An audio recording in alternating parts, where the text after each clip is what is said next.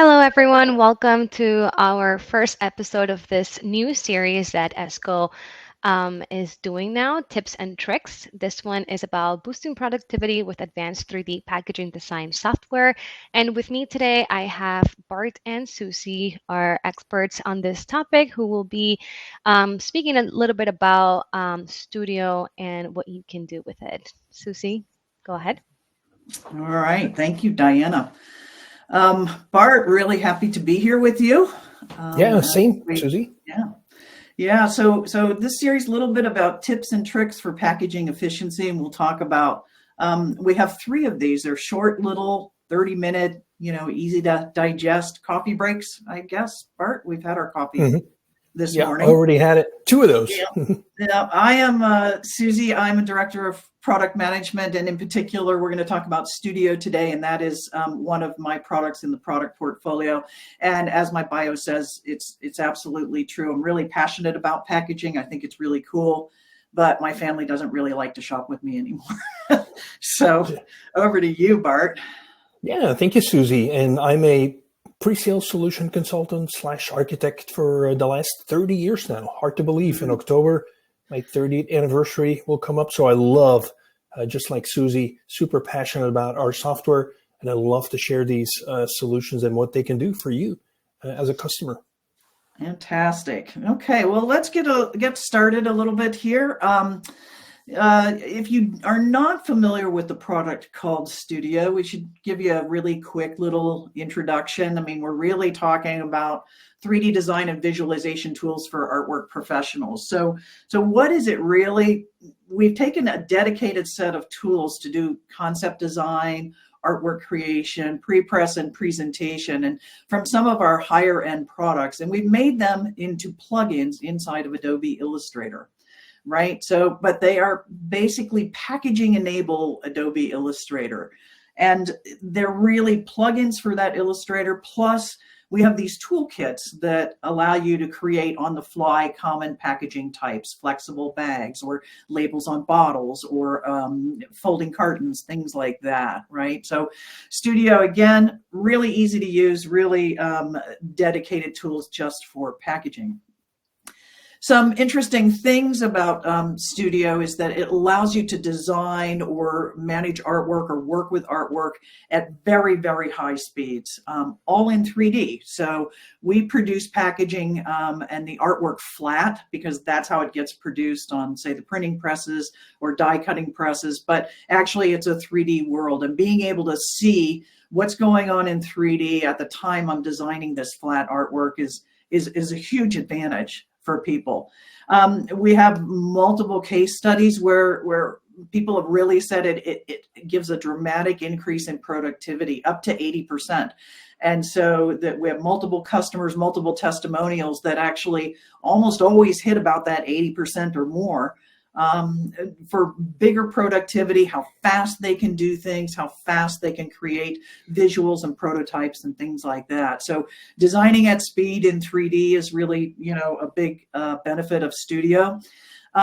Because it is a set of plugins inside of Illustrator, it's really easy to learn and it's easy to use. If you know Illustrator, you can run Studio without much additional training. It goes really, really fast, really easy to learn, and works really, really well inside of Illustrator.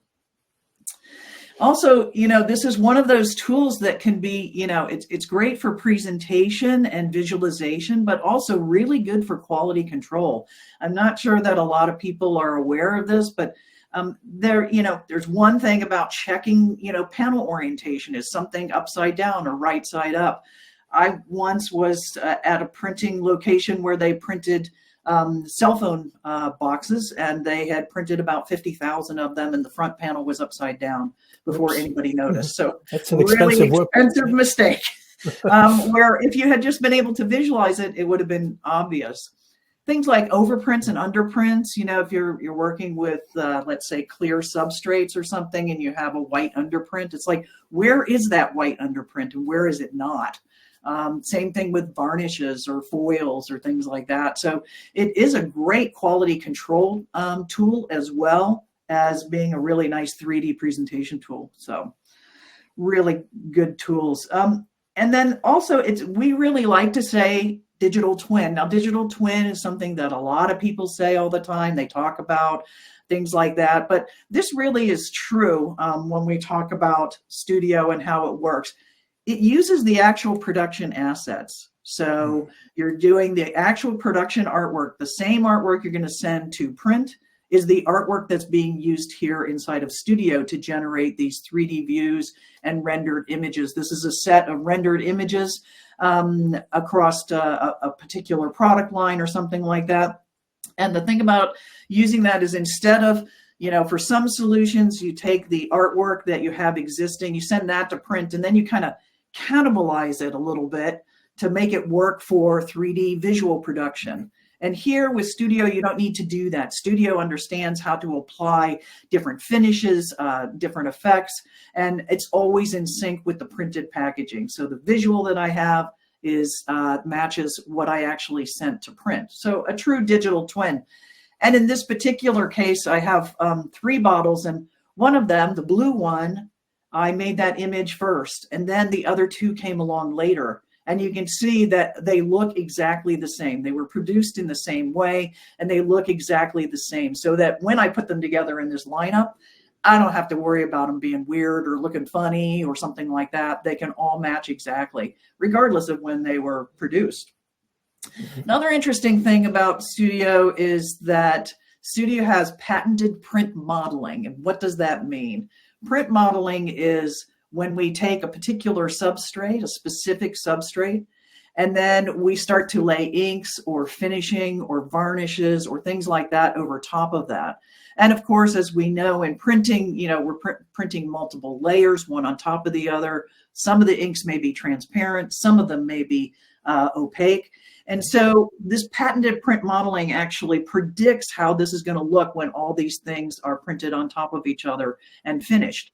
And if it's printing on, brown corrugated, Bart, it'll look just as crappy as it will on brown corrugated.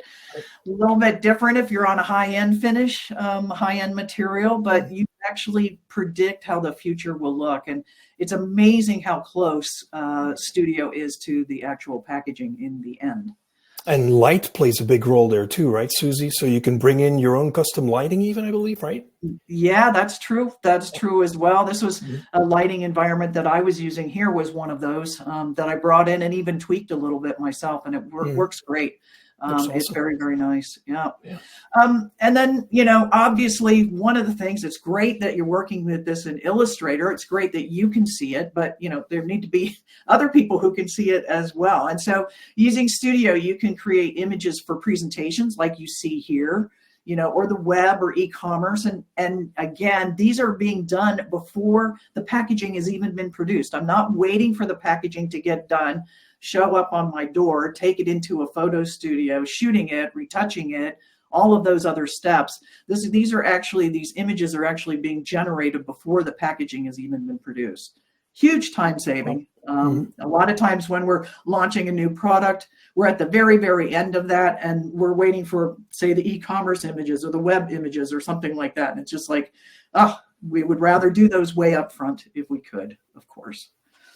So that gives you a little bit about what Studio's like, and what the capabilities are. But really, for Bart to show us how it actually works and some of the cool things we can do, we picked out a few little tips and tricks, right, Bart? Yeah, absolutely. Picked out a few little tips and tricks that you may know or you may not know. And if you're new to Studio, it shows off a little bit of what Studio can do. So hand it over to you, Bart. Excellent. Thank you so much for that introduction, Susie. So hopefully everybody can see my screen. My screen is here in front of me. So what we're going to look at in this short 30-minute presentation are some of the tips and tricks that I believe people in the audience might apply in their day-to-day business. So let's get started maybe with this material preset. So what is material preset? Material preset is a feature that we have added not too long ago. And it's one of those features that's maybe a little too well hidden in the menu structure. But let's highlight it because it really can significantly reduce the time you spend assigning materials two different parts of a design. And for this demonstration, I was thinking maybe, let's use a bottle, a fictitious gin bottle that you see here. This is entirely produced with Studio tools, Studio toolkit for labels, as well as shrink you can see here on the top. And this looks ray trace rendered. So how do we start with that? Well, we have here an example of a cut through, right? Imagine that bottle being cut on the z-axis, and I'm looking at it from the side. You can see that I identify three different parts in here, right? So I build this model, and then using that toolkit for labels, we now have the capability to revolve those vertices around the z-axis, right? And so it extrudes it, if you will, and gives me this beautiful layout of this model. So it basically creates a 3D model for me. How cool is that?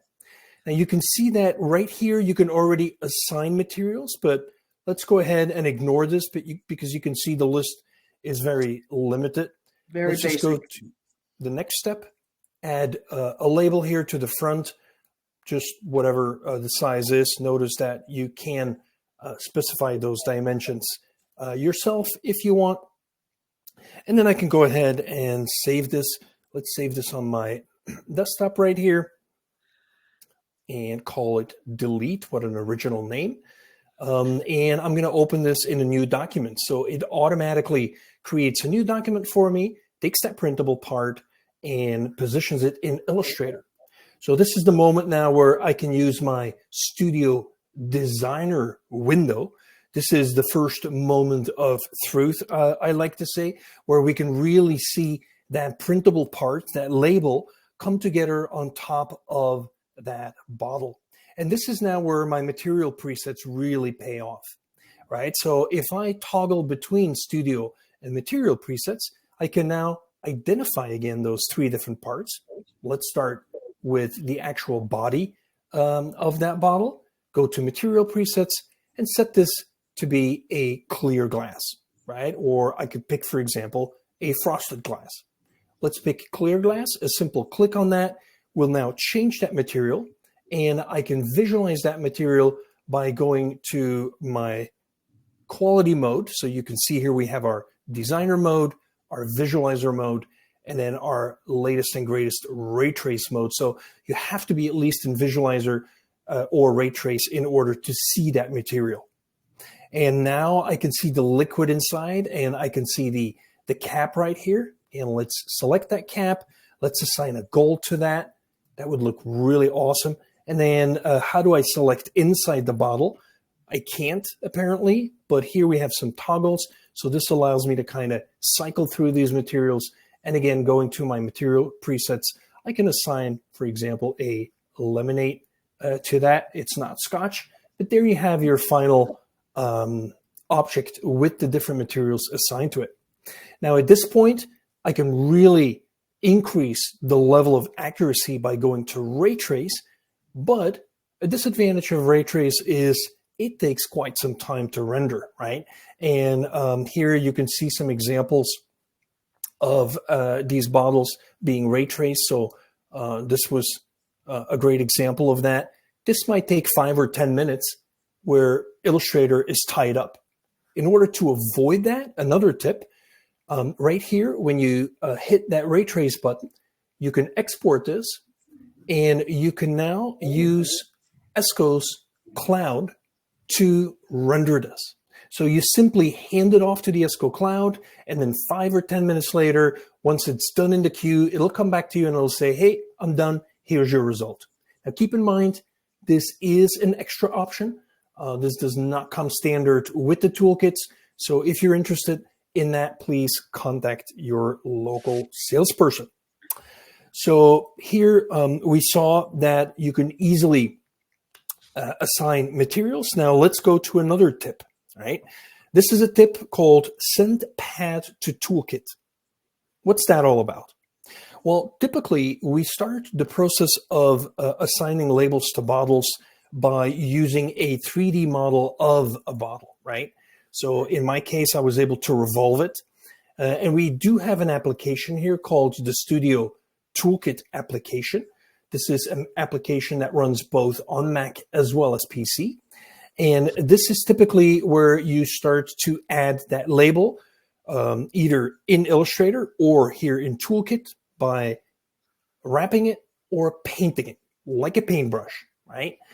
Now, what if our workflow starts from a label? So let's say for a second here in Illustrator, I'm going to start a brand new document, let's say an 8.511, and I'm going to create a 4x3 label with some slightly rounded edges right there. So let's say my label is 4x3 with a 1/4 inch radius.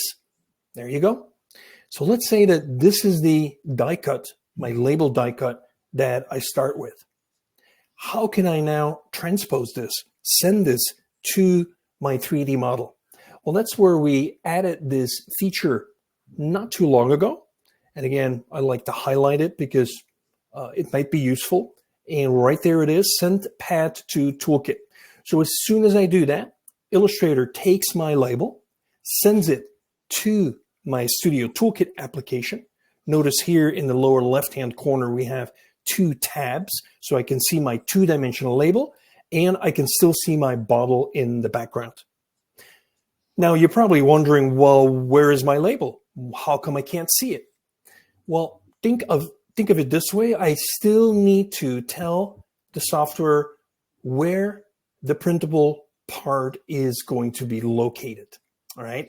So I still have to add that area, if you will. And as long as that area that you're adding is the same size as your label or bigger, so let's make it 1 inch bigger, 5x4.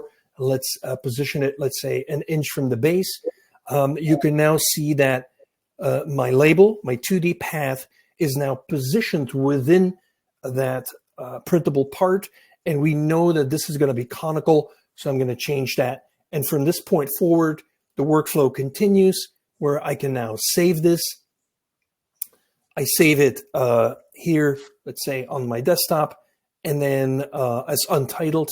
And then I can go back into Adobe Illustrator, start a new document, and I can place that file that we just saved on the desktop. So that would be the other workflow, if you will. Okay. So that much for material presets and send path to toolkit. Now, we've been talking a lot about labels, and let's not forget about all the other shapes that we have in our packaging industry. So what we're going to do now is we're going to switch over to a folding carton. So as you can see here, I'm in Adobe Illustrator and I'm looking at a die line, right? This die line is special. It's actually super smart. And it is a die line that was generated in Artios CAD. Let me show you. We're not going to talk about Artios CAD, but here is here's the actual application right here, Artios CAD. It runs on my PC, unlike Studio, which runs both on Mac and PC. But this is an amazing tool that's one of the most used tools in the packaging industry to generate die lines. And you can very quickly generate 3D from these die lines right here by indicating the base face and then folding it up. And then we can see how all these different flaps come together, right? Now, the tip of this session, tip of the day, I would say, is for any supplier or any brand, please try to keep this file format, this ARD native. So even within companies, when you hand off files between departments or when files get handed off between companies, try to use this native ARD file format. And you know what? The best thing here is that it doesn't even cost you a single dollar. So after this presentation, head on over to our new esko.com website, go to support and look for free software right here. And you'll find right on top of the list right here, the Esko Data Exchange plugin. So go ahead and download that plugin, and that will enable you to place in Illustrator that super smart file format. It retains folding angles. It retains board materials. It knows exactly which is a fold line, which is a cut line, and it also remembers other things that Susie was talking about, like varnish-free areas, bleed lines, right? Artwork panel orientation, because it's the graphic guy who's going to place the graphics on there. So without further ado, let's place those graphics on there. And let's see here, using my Studio plugin, I can see how those graphics come together with the structure, and that looks amazing. But what I really would like to do is see if when the consumer opens this granola in the morning, maybe we want to do an inside printing on this folding card. Would that be possible? I'm just asking. And unfortunately, my structural guy already left for the day. So what I'm going to try to do here is quickly fold this myself. So going into this flyout menu and folding this, you can see that we have the opportunity here to change this, open this flap up, and continue. The software asks me what's the front, what's the back. I can save this. I'm going to save this again on my desktop, replace the original one, and load this, or I can actually place this in my current document. And so what you're now going to see is that both the front as well as the back have been placed in this document. I could also load it here as a scene. So with that, if I go back here, and I believe it was folding carton copy right there. So now you'll see in layers that two of these die lines are positioned, right? And what I can do then is I can simply use some of these other tools, such as my die line tool. This is one of the tools that is part of the BoostX toolkit. And it really allows you to create what we call 3D guides right here, right? So as I pull these guides down, I can position guides in a horizontal fashion, or I can position them in a vertical fashion. So let's say, for example, that I want to position that fish, or I want to create a copy on the back of this. Using these guides, it's now super easy for me to also use one of our BoostX direct selection tools right here. I can select it, making sure that nothing else gets selected. So only the vectors that fall completely inside this get selected. And now here what I'm using is my crosshair tool. So with that crosshair tool, you can indicate that when you paste, you want to paste the graphics right there on that crosshair. And then seconds later, you can see the right there, the dancing fish positioned.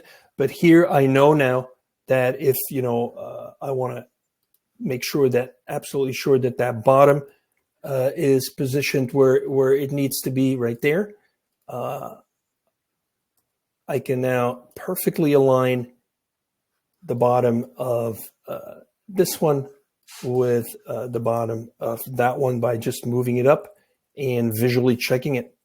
So these are some great tools that enable you to very quickly, distribute objects. We can also distribute objects across different flaps here. Okay. Right here, what I tried to do earlier is artwork inside this flap. I can double click on this portion here. The software is going to tell me, well, there is no art yet for this. So if you zoom out a little bit, the software will now automatically bring that insight in here. And I can simply do that again, what I just did, and quickly position it. So when my consumer opens his or her granola in the morning, now they are greeted with the dancing fish or whatever welcome message you want to place on that insight. The magic right there happens here from the structural design plugin, where the software is aware of, hey, this is the inside and this is the outside of that structural design file. Okay, so that was a great tool, being able to print both inside and outside using my BoostX tool. You might have wondered why this material looks nice and bright. Well, if I go to my finishing operations, you can see that I applied a matte coated paper, right? If I double click on this, our software will allow you to still go back to the original substrate that was defined in the Artios-CAD file. So if I do that, you'll see that whatever the material was in that original file, that is what it's going to look like. So this is really a dull SBS 300, I believe it was. So again, you have full control, as Susie mentioned earlier, with this patented visualization here. And you can also place this in different lighting environments, set any floor reflection or any view. And this, remember, can also then be rendered out to a super high ray trace quality in the cloud. Okay, one last file I want to hand off here to my colleague, because Susie works in product management. She's the product manager for this, and she needs to give a presentation to our vice president. We have some options here to export, and the traditional format is our Collada file, which we've been promoting for many years here if you switch to Visualizer. But we all know for Collada, you need a special viewer. So in order to avoid that, we recently included another file format in here, and that is called GLB and GLTF, right? So I'm going to go ahead and save that and hand that off to you, Susie. And let's see if you can use that for maybe one of your presentations. Okay, that sounds great. Let me show one of these things for the group really quick. So Bart, thanks for that. I was going to show one of those examples because we do want to share with others. And what Bart exported for me was what's called a GLB file.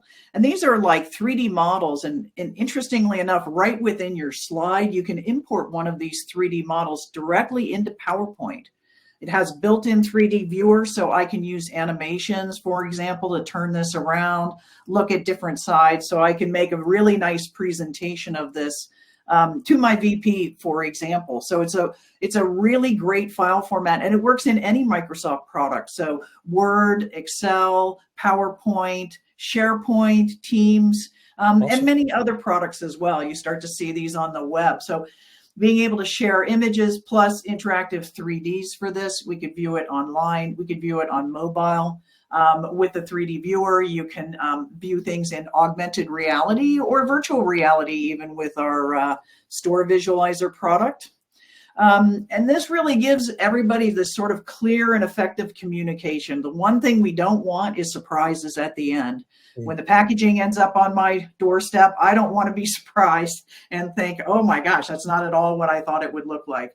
So this is a really way to effectively communicate how the packaging will look and really meet everybody's expectations.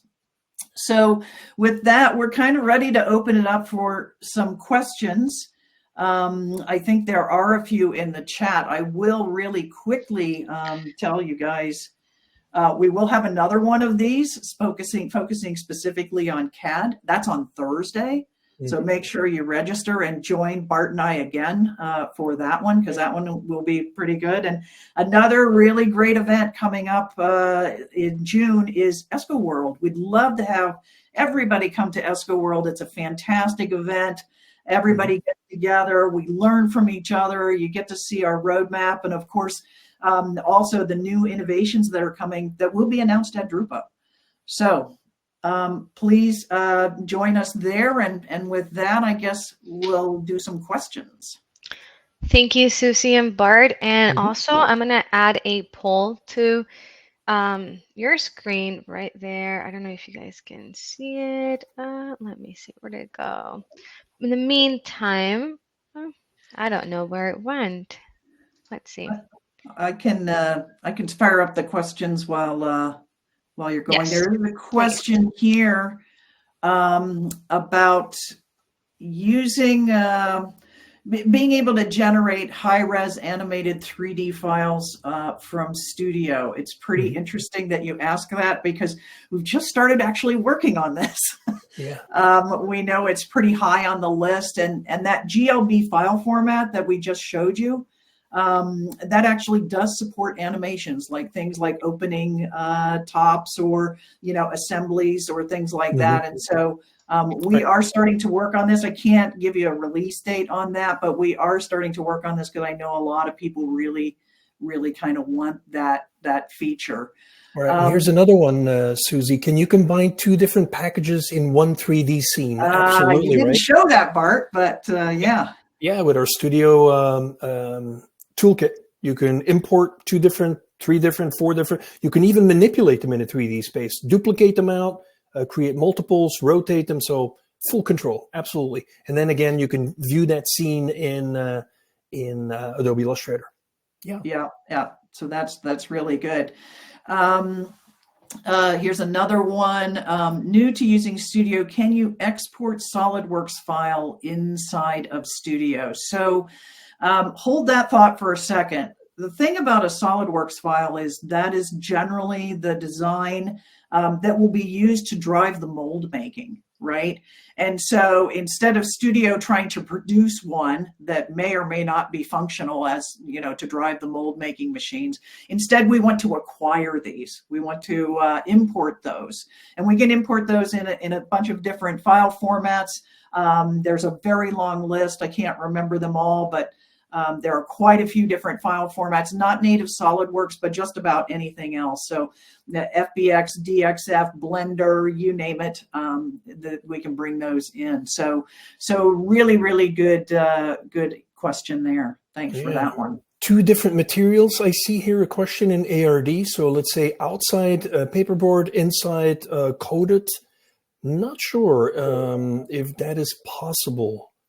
I would have to ask Richard DeRue on that question. I know you can assign different. Check on that, but using the default board definition, you have the coated, clay coated, like an SBS. You'd have clay coated outside and the rough inside. Yeah, right. You could do a flood coat on the outside to simulate, and then the inside will stay its original. So okay, right there. I think so. Yeah, I think it can be done. I think it can be done. And this presentation will be shared. Yes, there's another question. Absolutely, it'll be shared. So keep an eye on your mailbox. And I believe, we're kind of running out of time, but there is an interesting one here.